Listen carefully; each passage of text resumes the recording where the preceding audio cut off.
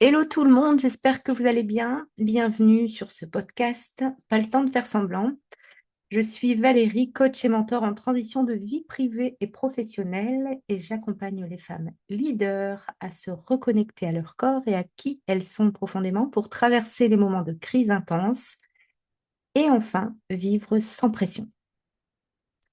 Aujourd'hui, j'ai envie de parler d'un sujet qui me tient particulièrement à cœur depuis un moment, c'est-à-dire la décision. Mais aujourd'hui, je vais faire un petit peu un lien avec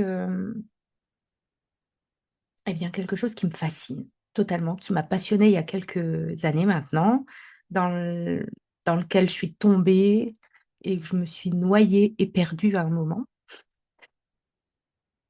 C'est le human design.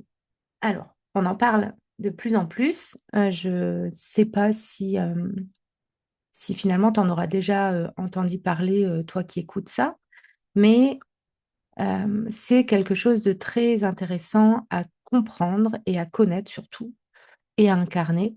C'est la science de la connaissance de soi. Je vais faire le lien avec la décision parce qu'il y a littéralement un processus de décision dans le Human Design. Donc, on va rentrer dans le sujet. Je parle depuis donc un moment de la prise de décision et de la mise en avant du moment très particulier qu'est cette prise de décision. On croit finalement souvent que décider, c'est quelque chose de très simple. On imagine que la décision arrive comme un moment clair et que tout, surtout, devient évident. Mais en fait, dans la réalité, c'est rarement comme ça. La plupart des décisions, en fait, finalement, qu'on prend, qui sont importantes, passent par un processus beaucoup plus subtil. Il y a des phases, il y a des résistances, il y a des moments où on sait et d'autres moments où finalement on évite de nouveau euh, de, de prendre cette décision. Et finalement, comprendre ce processus change énormément de choses euh, à la vie.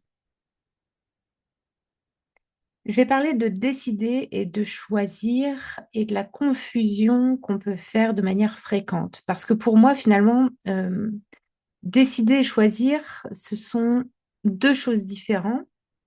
Pardon. Et on utilise souvent les mots décider et choisir finalement comme s'ils voulaient dire la même chose. Mais vraiment, avec l'expérience, avec mon expérience personnelle, remarque qu'il y a quelque chose de différent. On peut faire énormément de choix dans sa vie sans jamais vraiment décider. Je vais répéter cette phrase. On peut faire énormément de choix dans sa vie sans jamais vraiment décider. C'est ce que j'appellerais finalement on tourne autour du pot, hein. Et la décision, elle est au centre, et puis finalement, on fait des choix, on change, on fait des choix, mais finalement, il n'y a jamais cette décision profonde qui est prise. Donc, en fait, finalement, ce qu'on fait, c'est qu'on peut comparer des options, on va analyser différentes possibilités, on va changer de stratégie, mais la trajectoire profonde, finalement, reste la même.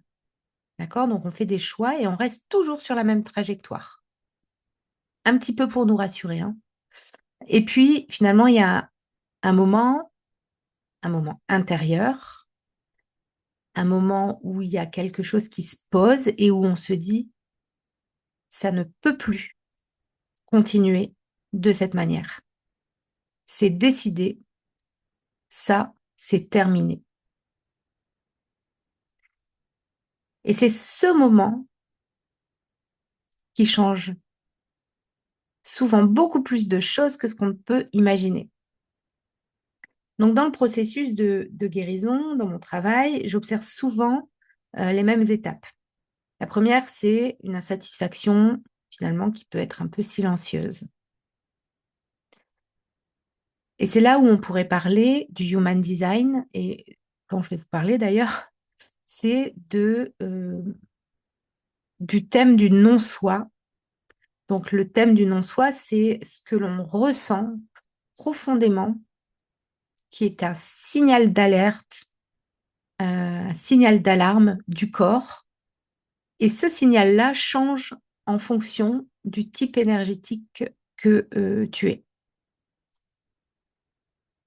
Bon, vous remarquerez que parfois je dis vous, parfois je dis tu. Je ne sais plus trop bien à quel moment j'ai dit tu et à quel moment j'ai dit vous, peu importe. Je m'adresse à toutes les personnes qui écoutent ce podcast. Donc, on est dans le non-soi et je dirais qu'il y a différentes sensations et différents ressentis. Je reviendrai un peu plus en détail sur, sur le non-soi décrit en Human Design euh, un peu plus tard dans l'épisode. Quand quelque chose ne nous convient plus, et donc on est dans une transition, que on nous demande, donc quand je dis on, c'est peu importe, quand vous sentez qu'il y a, il y a une transition qui est en train de se préparer, que vous ne pouvez plus rester euh, dans cette situation, dans cette même situation, euh, il y a différentes choses qui vont se faire ressentir. Vous pouvez ressentir une fatigue, une frustration, une perte de sens, ou simplement une sensation que quelque chose doit changer sans savoir vraiment quoi. Mais quand c'est pas clair, quoi. Ensuite, il y a une deuxième phase, c'est la prise de conscience. On commence à voir que il y a un truc qui fonctionne plus, qu'il y a quelque chose qui grince, qu'il y a quelque chose qui coince, et on commence à comprendre qu'il y a certaines dynamiques. Mais c'est pareil, la décision à ce moment-là n'est pas encore prise. Ok? On en a juste conscience. On a conscience qu'il y a un truc qui doit changer. Et puis, il y a une phase assez intéressante qui est l'évitement. Donc, c'est ce que je disais, hein, on fait des choix, on tourne autour du pot, on évite, on connaît, là, à ce moment-là, on connaît quasi très clairement ce qu'on doit faire, la décision qu'on doit prendre, mais on n'y va pas. On évite parce que ben, on continue d'analyser, on continue de réfléchir, on se demande si c'est la bonne décision, on repousse, on attend d'être vraiment sûr. Mais souvent, en fait, dans cette phase-là, les personnes restent bloquées très très longtemps. Parce que décider, ça signifie accepter que quelque chose va changer totalement. Et c'est ça qu'on évite. On évite finalement ben, les conséquences, hein, j'en ai déjà parlé plusieurs fois, que ce soit dans les épisodes peut-être, et aussi sur mon compte Instagram, dans mes réels. On a peur des conséquences. Et en fait, en restant dans cette peur des conséquences, et ben finalement, on évite. On fait des choix, on change quelques petits trucs pour se rassurer en disant, si, si, je suis en train de la prendre, cette décision. Mais si, tout doucement, il faut... Attention, il faut que je sois sûre. euh, je dois vraiment être sûre de moi parce que si je prends cette décision, si je dis ou si j'y vais, j'ai peur de regretter, tu comprends? Et si j'y vais pas, bah, j'ai peur de regretter aussi. Donc on a vraiment ce moment où on est dans l'évitement du changement. Et c'est là que le rôle du mental est à comprendre. Le rôle du mental, pardon, est à comprendre. Le mental, il est extrêmement puissant, on le sait, pour analyser les choses et pour structurer, pour comparer, pour anticiper, pour imaginer, pour réfléchir, pour poser le pour, poser le contre. Mais il n'est pas fait pour prendre des décisions les plus justes pour nous. Le corps, lui, est totalement fait pour ça et il sait avant le mental là où il faut aller et la décision qui est absolument juste pour nous. Donc, dans l'épisode d'avant, je parlais des conditionnements, les loyautés, etc. Tout ça, ça rentre là-dedans.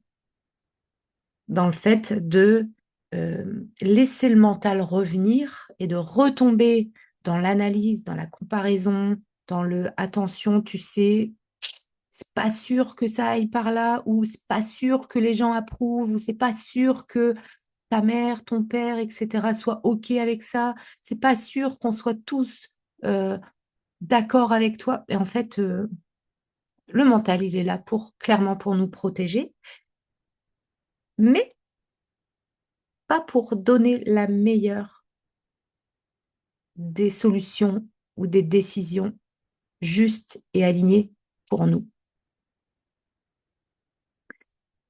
Donc, dans le Human Design, on va retrouver tout ça. Il y a le processus décisionnel qui est finalement, quand vous regardez votre bodygraph, vous avez plein de sites hein, pour faire le bodygraph. Vous allez trouver, vous tapez bodygraph en Human Design. Il y en a plein. Euh, voilà, je vous mettrai moi celui. Il y a une application aussi sur téléphone qui existe et qui est très bien. Il y en a peut-être plusieurs d'ailleurs. Il y a plusieurs sites vraiment. Tapez Human Design France, vous allez voir que vous allez tomber sur le site pour vous donner votre bodygraph, donc votre charte de naissance. Bref, je ne vais pas rentrer dans le détail, mais en tout cas, quand vous aurez fait votre bodygraph, vous verrez qu'à un endroit, c'est marqué autorité intérieure. Et l'autorité intérieure, c'est vraiment ce qui vous lead, ce qui devrait vous guider et vous guider, oui, ce qui devrait vous guider dans votre prise de décision. C'est le processus décisionnel. Ça, c'est la première chose à écouter et à savoir, c'est qu'est-ce que je dois écouter dans mon corps pour prendre une décision alignée à moi et à ce qui est juste pour moi en ce moment. OK? Donc, il y en a qui vont être hyper euh, intuitifs. Il y en a qui seront dans les vagues émotionnelles. Il faudra vraiment attendre que les émotions soient neutres pour prendre la décision. Il y en a, ça va être un oui viscéral, un non viscéral, un je sais pas, c'est pas le moment. Et quand c'est je sais pas, c'est pas le moment. Ou alors il faut poser la question de manière différente, mais toujours en question fermée. Clairement, quand vous interrogez votre corps, c'est oui, non. Voilà. C'est léger, c'est lourd. Voilà. Il y a vraiment cette sensation corporelle. Parfois, il y a une sensation qui est très subtile et intuitive. On ne sait pas expliquer, mais on sait que c'est ça, la décision. Et parfois, ça n'a aucun sens. Parfois, ça n'a aucun sens. Parfois, ça paraît mais complètement fou. Et pour nous, et aux yeux des autres, bon, je viens de dire les autres, on s'en fout. Mais parfois, mais ça paraît des fois, ça paraît mais complètement dénué de sens. Mais pour autant, c'est c'est ce qui est conseillé et c'est ce qu'on devrait tous écouter, c'est notre corps en premier. Et en second d'ailleurs, et en troisième, et blabla, tout court. Donc, l'autorité intérieure, c'est le processus décisionnel. C'est ce qui nous dit, c'est ça, ou non, c'est pas ça, ou attends, c'est pas le moment. Voilà, ok? Pour ça, il faut être ancré dans son corps et être vraiment euh, à l'écoute et attentif à ce qui se passe dans son corps. Donc, c'est une reconnexion au corps. Il y a différents types énergétiques dans l'Human Design et ces différents types ont différents non-soi. OK? Si on parle si vous voyez sur votre bodygraph, générateur ou manifesting générateur, Ces deux types sont les types les plus courants de la population. Ces types vont ressentir essentiellement de la frustration. Le MG, Manifesting Generator, en fonction des canaux qui sont activés chez lui, il va pouvoir aussi ressentir de la colère. Donc, Generator, frustration, MG, frustration et colère. Ça, c'est le non-soi de ces deux types énergétiques.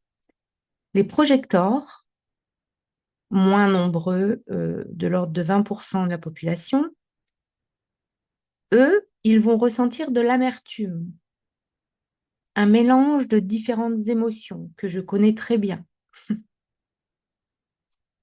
On est amer.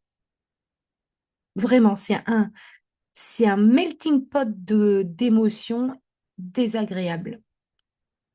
Les manifestors, eux, de l'ordre de 8% de la population, vont ressentir essentiellement de la colère. Ça peut être une colère active ou une colère passive, un peu de la lassitude.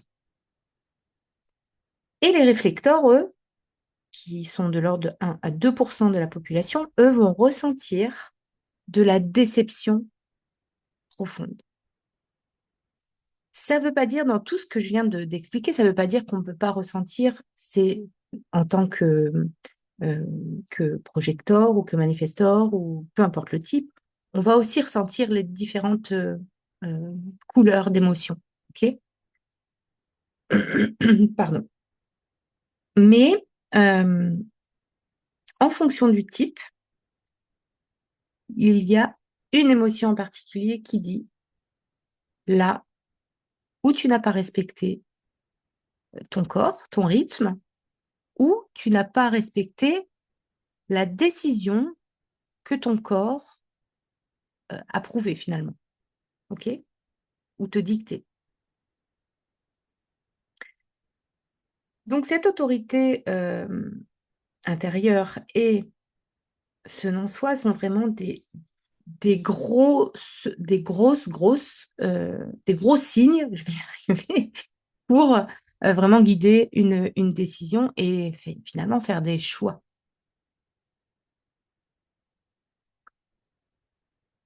Le non-soi et les conditionnements, le problème, c'est que beaucoup de décisions ne sont pas bloquées par un manque de clarté. C'est vraiment ça, ce qu'il faut comprendre. C'est qu'elles sont bloquées par des conditionnements dont j'ai déjà parlé dans l'épisode d'avant. Et ces conditionnements vont déclencher le non-soi dont je viens de parler.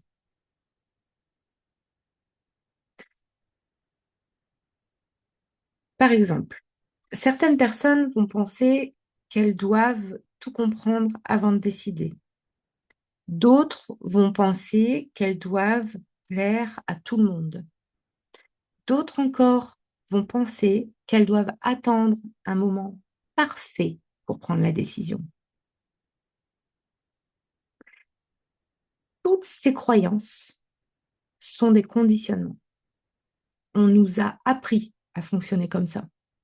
Ou on voit les autres qui fonctionnent comme ça, donc on se dit qu'on doit fonctionner comme ça.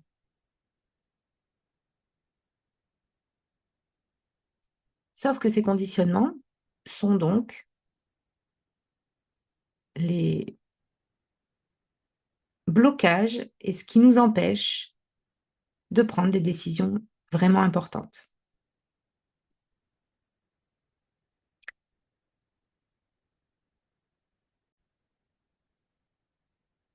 Je vais vous parler de moi, de ces dernières semaines.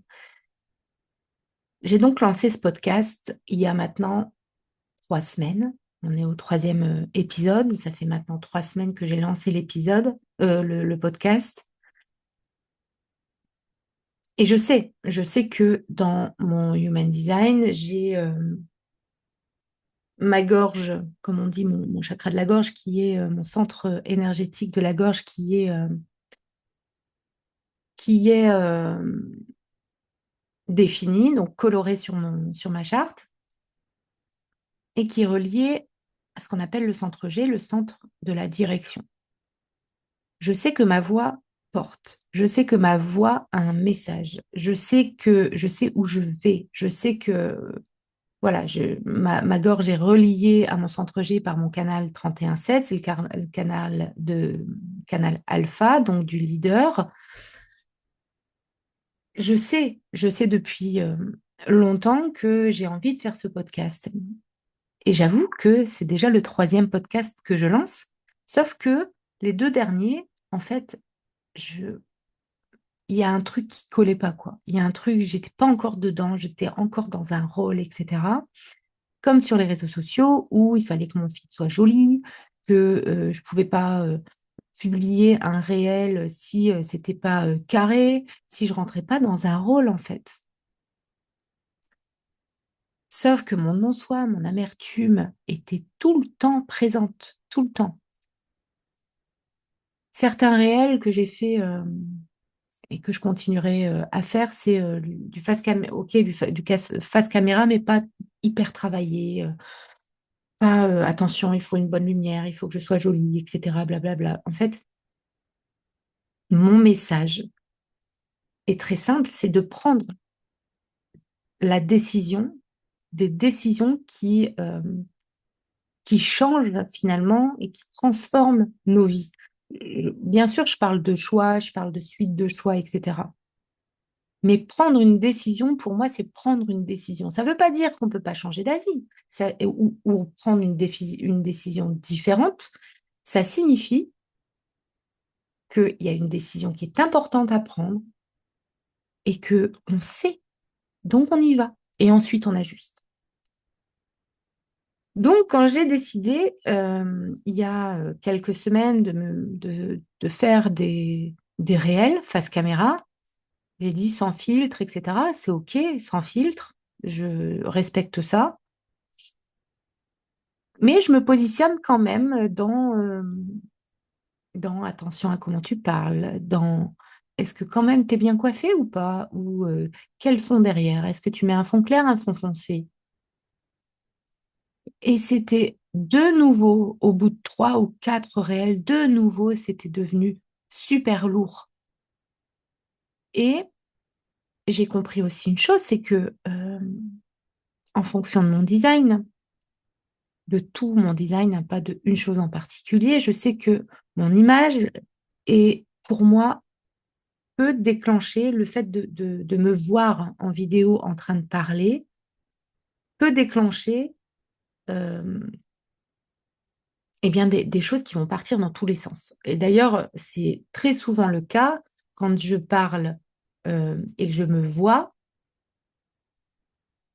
C'est d'ailleurs pour ça que sur YouTube, je ne mets pas ma tête. Vous voyez ma photo, ça suffit. Je ne mets pas ma tête, pas parce que j'ai peur de ce qu'on va penser de moi. J'ai juste peur que ma tête parte dans tous les sens et qu'en fait, mon message ne passe pas de manière correcte. Donc, ce qui a été intéressant là, c'est que j'ai pris une décision, d'accord? C'est de faire des réels et de lancer le podcast. Les réels, je l'ai dit, je me suis dit, tiens, je vais faire des face cam. En fait, voilà, je vais aller choper le truc, je vais me dire, allez, il faut qu'on se voit, parce que on dit que, ok, je me mets en face cam et allez, je parle. Par contre, YouTube, j'ai pas envie. J'ai pas envie parce que c'est des épisodes qui sont plus longs, voilà. Ok, on va faire ça. Je prends la décision, vas-y, je lance. Bim. Et donc, les réels, c'est super lourd. C'est super lourd, sauf que si je veux, euh, parce que j'ai l'envie en plus, c'est pas c'est pas un challenge que je me mets, c'est pas,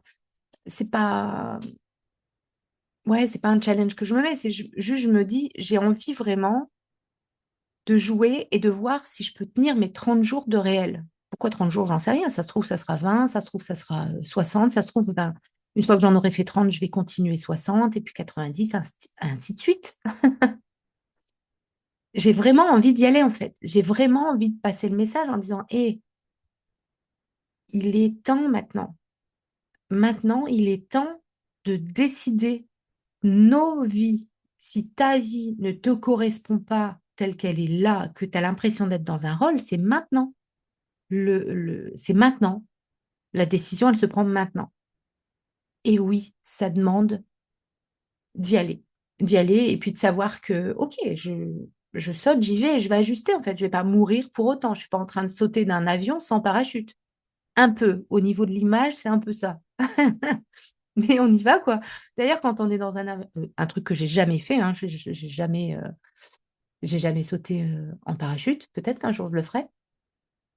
Mais quand on est dans un avion et qu'on doit sauter en parachute, on sait pertinemment qu'on a le parachute ou qu'on a même le gars derrière ou la meuf qui est derrière parce qu'on saute en binôme, etc., qui va gérer. OK? Par contre, on a une trouille. Puis une fois qu'on a sauté, il paraît que ça va en fait. Et ben une décision, c'est pareil. On prend la décision et puis on se dit, oh, ben ça va en fait. Tout va bien. OK? Quoi d'autre est possible? Quoi d'autre est possible maintenant? Donc on prend la décision. J'avais pris cette décision et prendre une décision, ça signifie pas que tout devient finalement confortable d'un coup. OK? Ça signifie juste que choisir, c'est explorer. C'est faire des choix, c'est explorer une direction. Prendre une direction, c'est y aller, quoi. Et après, on fait les choix pour explorer le chemin. Bon, je sais pas si j'étais très claire là-dessus. Et c'est pour ça que je trouve que le human design est super intéressant et passionnant, parce que, il permet de mieux comprendre comment on fonctionne intérieurement, comment les autres fonctionnent aussi. Du coup, quand on est formé, on voit un petit peu comment les autres fonctionnent, mais aussi, pas forcément quand on est formé, mais quand moi, il m'est arrivé de faire des analyses croisées. Alors, je fais pas de lecture, ok? Donc, je vais pas vous faire une lecture. Je vais, par exemple, dans une crise de couple, je vais regarder les deux chartes, ok? Je vais faire la charte de l'un, la charte de l'autre, et je rassemble les deux chartes pour voir là où il y a des zones un petit peu de friction, des zones où on peut faire des compromis, des zones où mais il y en a un qui aura peut-être une vision un peu plus réelle de ce qui se passe. Enfin bref. Euh, c'est hyper intéressant de voir ça. Ça nous permet de mieux comprendre comment prendre nos décisions. Et surtout, ça nous permet de voir là où on est hyper conditionné et là où on peut être désaligné par rapport à qui on est. Et quand on se connaît profondément, eh bien, on devient beaucoup plus libre parce que finalement, prendre une décision en se disant, bah écoute, moi je prends cette décision parce que c'est aligné à moi, c'est ça, pour moi la liberté, c'est ça en fait. C'est faire des choix en conscience, en fonction de nous et de ne pas faire, j'allais dire de ne pas faire attention aux autres, mais il y a quand même une forme aussi de respect par rapport aux autres, c'est-à-dire qu'on prend des décisions pour nous, mais si ça atteint les autres, il y a aussi un moment où il faut respecter ça. Tu vois, c'est pas parce que tu as un truc à dire à quelqu'un que tu y vas et que tu dis vas-y, basta, blablabla, et hop, je m'en vais. Non, il y a aussi il y a aussi toute cette prise de conscience par rapport à notre propre leadership, c'est-à-dire, bien sûr, on prend nos responsabilités, tu vois. Donc, tu as, un truc à dire, d'accord, mais quelle est la responsabilité dans ce conflit, par exemple, que tu as avec quelqu'un?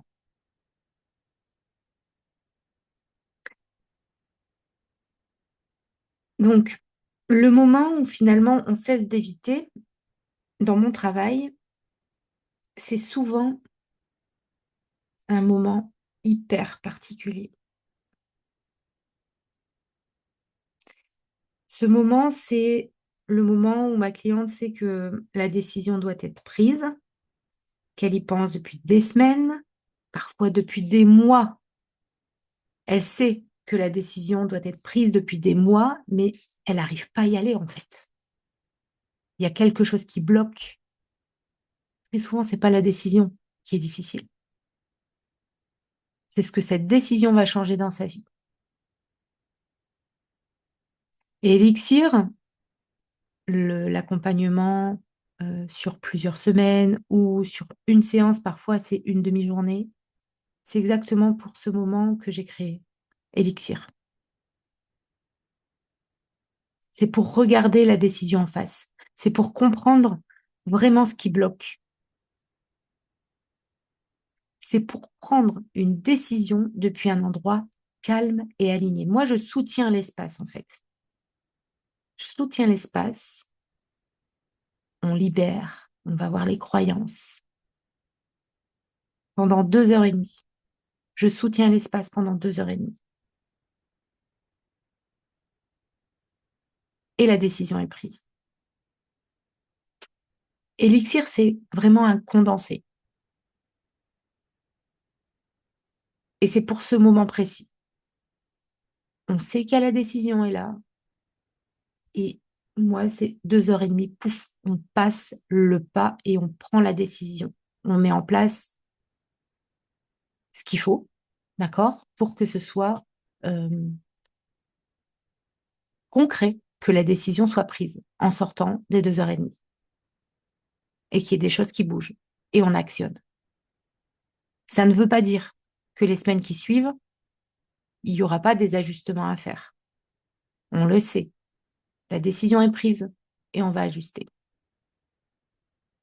Et ça, c'est le passage. Le passage, c'est 3 mois d'accompagnement pour justement tenir cette direction, faire des choix, ajuster, faire bouger les curseurs, s'écouter, retourner dans le corps.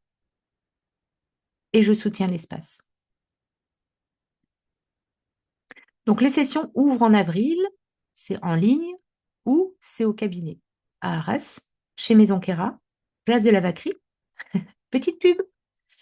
Donc, finalement, si tu sens que c'est le moment, que c'est arrivé pour toi, que cette décision, elle attend depuis un moment et que tu veux prendre cette décision maintenant et que tu as besoin d'un coup de pied aux fesses, eh bien, je suis peut-être bien la bonne personne pour te faire prendre la décision. Donc, peut-être que la question que tu peux te poser aujourd'hui, c'est simplement quelle décision est-ce que tu es en train d'éviter? Quelle décision es-tu en train d'éviter? Quelles sont les conséquences que tu évites qui t'empêchent de prendre la décision?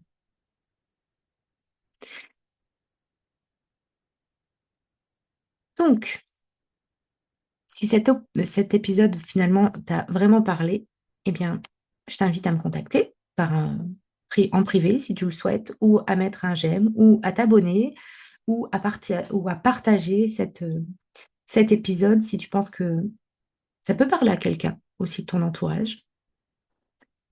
Et on verra en discutant, si tu viens vers moi, si c'est le moment de traverser ça ensemble, autrement. En tout cas, j'ai pris un magnifique plaisir à te parler aujourd'hui et je te dis à la semaine prochaine pour le prochain épisode.